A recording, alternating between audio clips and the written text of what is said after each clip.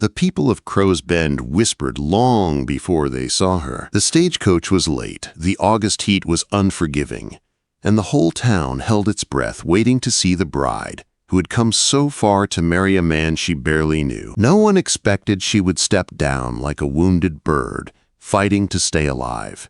No one imagined she carried a secret that could steal her life before winter came. Least of all, the cowboy waiting for her with eyes that held more storms than the sky. Whitlock Crane had worked cattle longer than he had spoken kindly to another soul.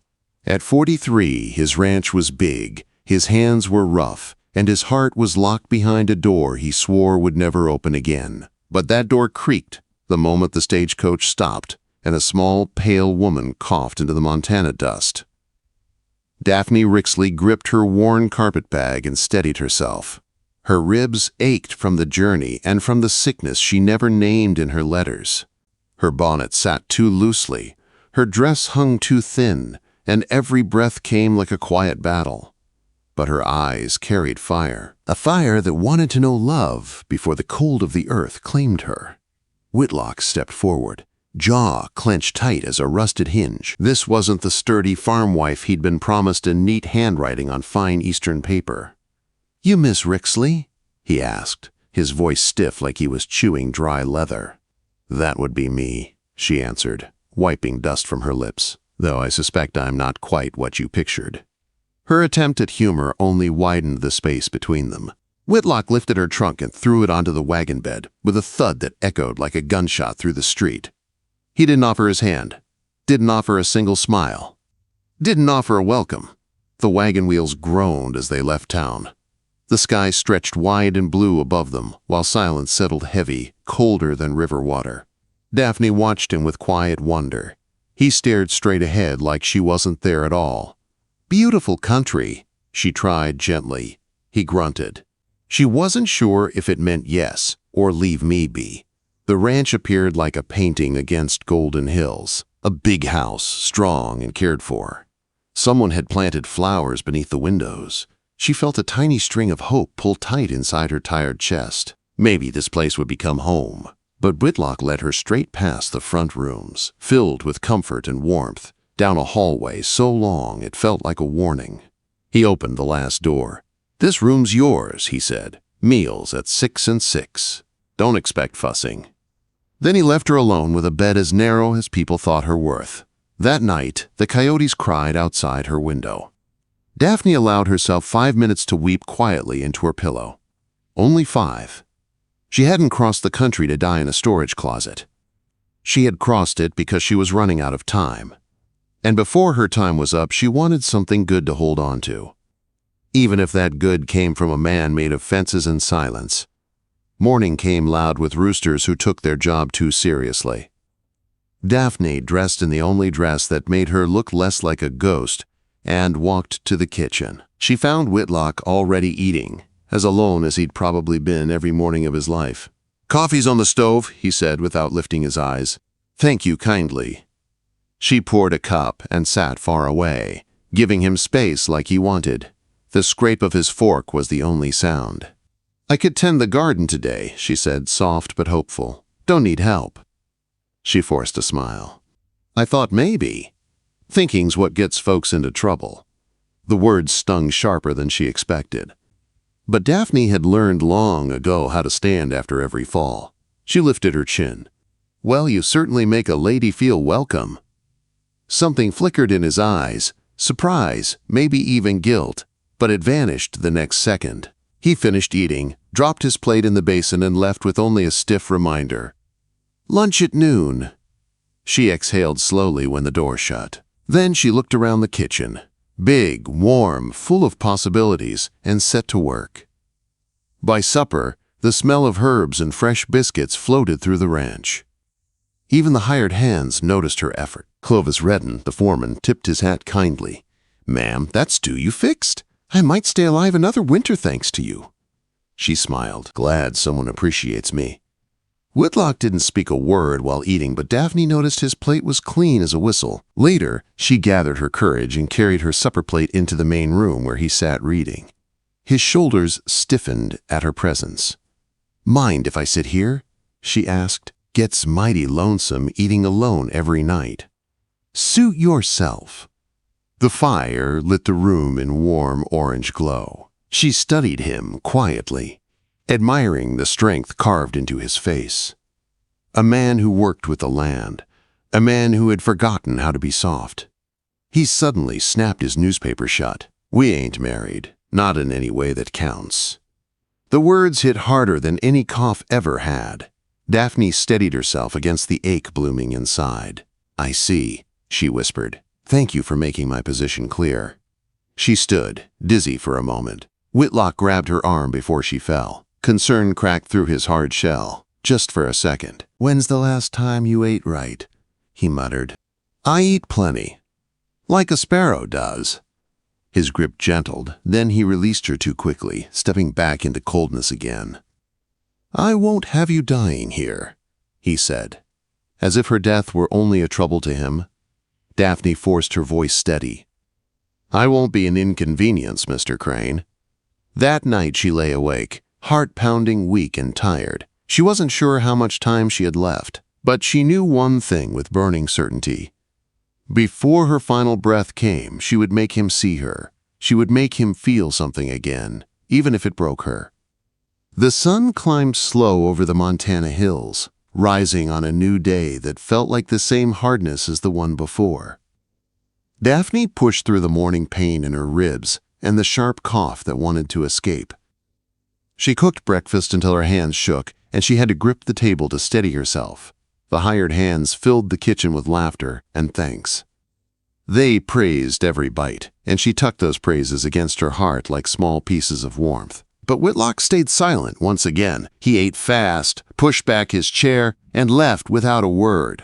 Something inside Daphne cracked, but she swept the kitchen clean and stood tall. She would not let him see her break. Later, while hanging laundry outside, Clovis Redden approached with hat in hand. You're good for this place, he said kindly. Boss don't show it, but he knows it. Does he? Daphne smiled, though her hands trembled. He seems more bothered by me than blessed. Clovis frowned. He's been alone too long, lost a woman once. After that, he locked up his heart like a safe. You give him time, ma'am. Time. It was the one thing she feared she didn't have. But she nodded and thanked him anyway. That evening, the house felt bigger than ever. Daphne set their supper out in the quiet parlor. When Whitlock entered, she steadied her voice. Would you mind if I join you here again? I would like to feel part of this home. He hesitated, then gave a single nod. She sat across from him.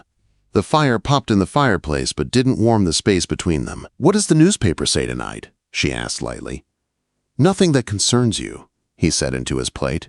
Cattle prices concern me, she replied softly, seeing as I am the wife of a cattleman.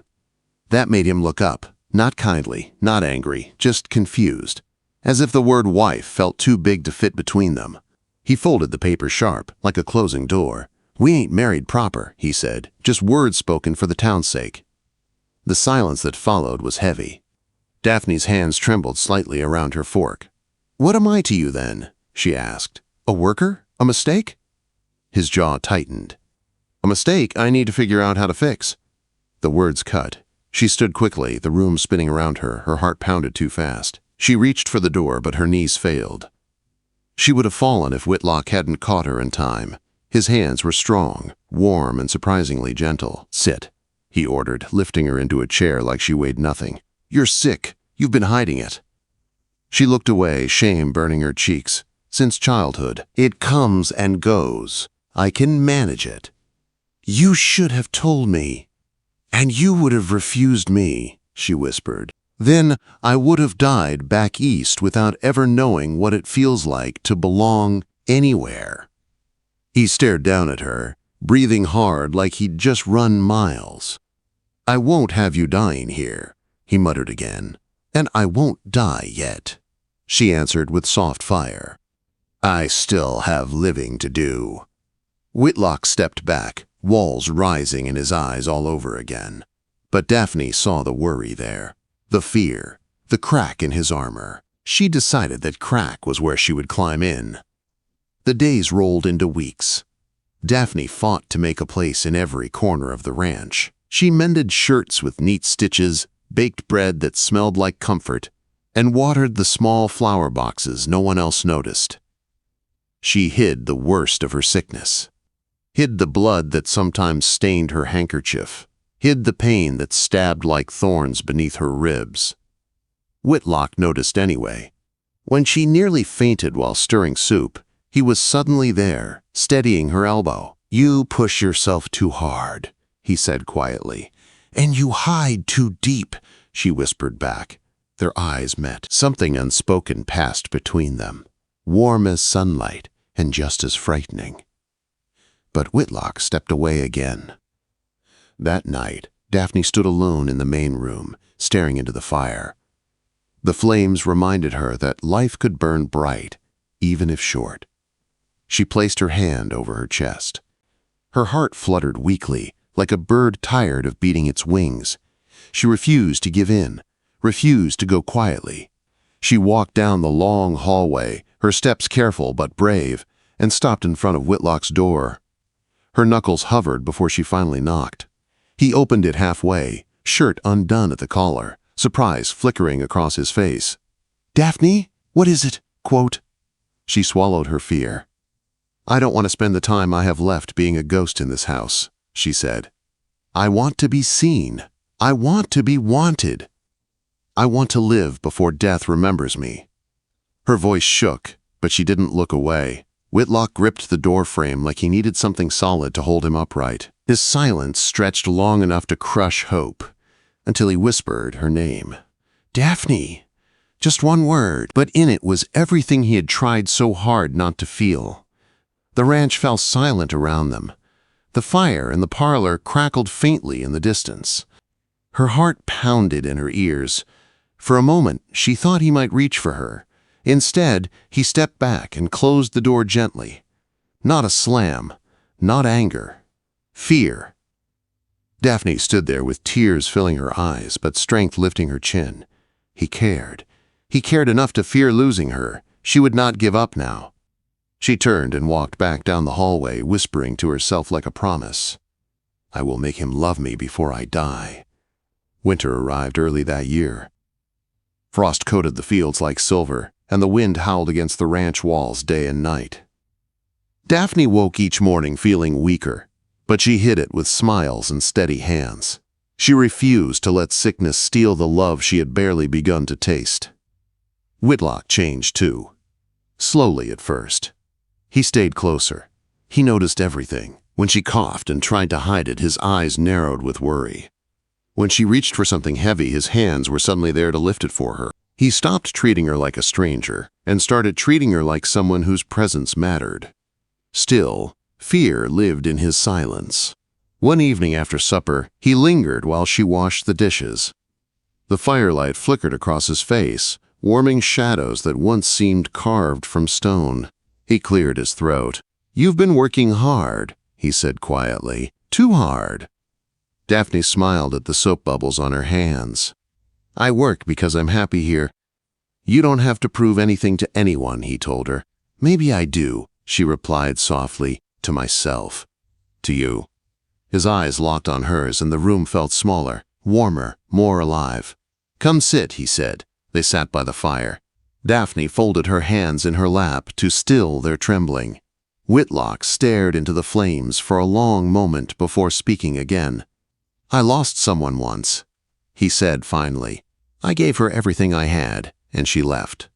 Took our child with her. After that, I promised myself I'd never feel that kind of pain again."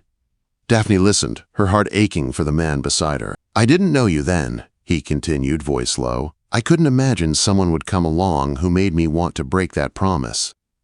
Her breath caught. He turned to her fully. "You aren't a mistake, Daphne. You never were." Her eyes stung. She blinked hard to hold back tears.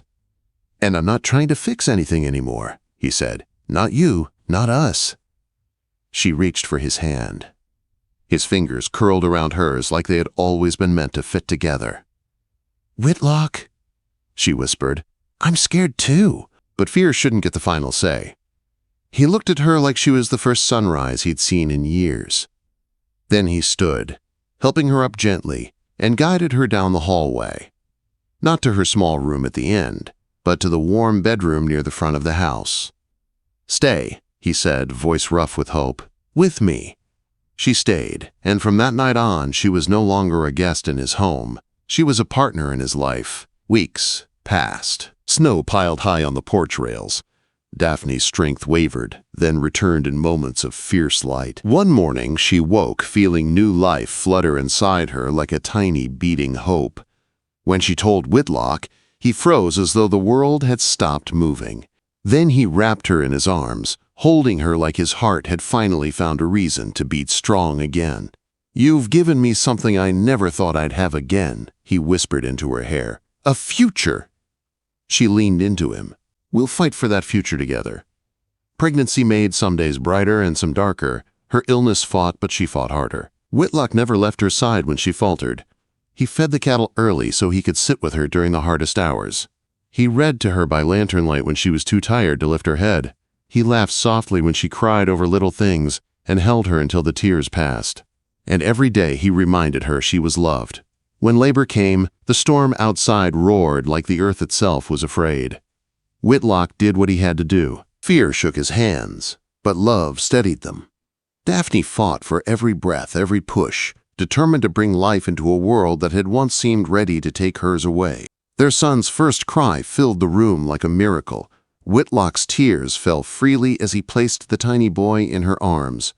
"He's perfect," Daphne whispered. "He looks like you," Whitlock said. "He looks stubborn," she teased faintly. "Must get that from his father."